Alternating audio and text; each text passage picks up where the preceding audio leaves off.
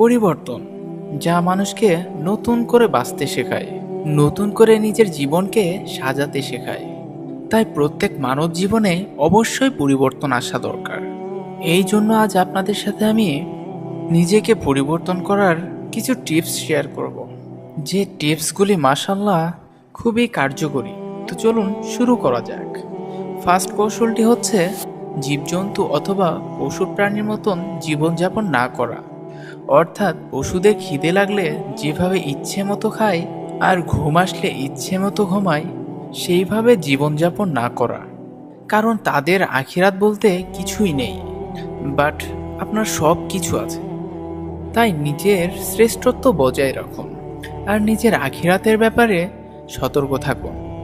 এরপর সেকেন্ড কৌশলটি হচ্ছে, আপনাদের কারো যদি জিএফ অথবা বিএফ নামক খবিস থাকে, তাকে এখনই ছেড়ে দিতে হবে। অন্তর থেকে সকল হারাম ভালোবাসাকে বিদায় দিয়ে অন্তরকে পবিত্র করতে হবে।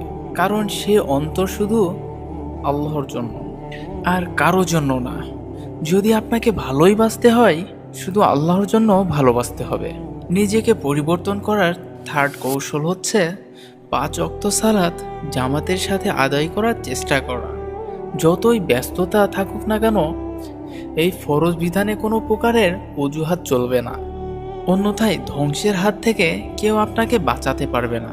4 নম্বর কৌশলটি হচ্ছে, নিজের হাতে থাকা স্মার্টফোনটিকে নিজের কন্ট্রোলে নিয়ে আসুন। জানি এটা বেশিরভাগ মানুষের পক্ষে পসিবল না, তাই একটি কাজ করুন, আপনার হাতে থাকা স্মার্টফোনটি আপনার মায়ের হাতে তুলে দিন।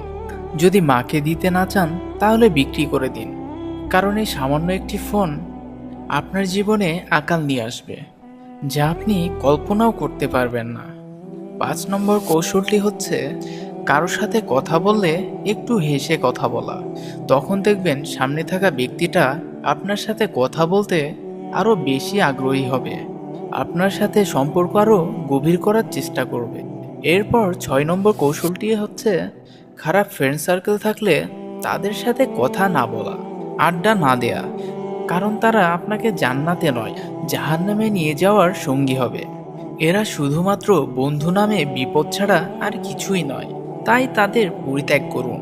দিনী বন্ধু খুঁজুন, নিশ্চয়ই দিনী বন্ধুই হচ্ছে শ্রেষ্ঠ বন্ধু।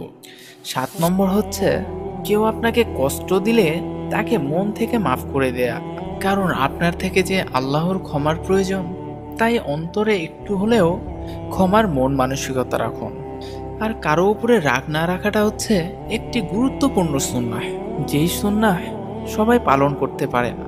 8 নম্বর ও সর্বশ্রেষ্ঠ কৌশলটি হচ্ছে, সব সময় তওবা ইস্তেগফার করা, নিজের কৃত পাপের প্রতি লজ্জিত হওয়া, অনুতপ্ত হওয়া, সর্বদা নিজেকে আল্লাহর ভয়ে ভীতু সাব্যস্ত রাখা। ইনশাআল্লাহ এই কৌশলগুলি হিউম্যান ডিভাইসটাকে পরিশুদ্ধ করে দিবে। আবারও আমাদের একতরফা কথা হবে নতুন কোনো ভিডিওতে। সবাই ভালো থাকুন, সুস্থ থাকুন। আসসালামু আলাইকুম ওয়া রাহমাতুল্লাহ।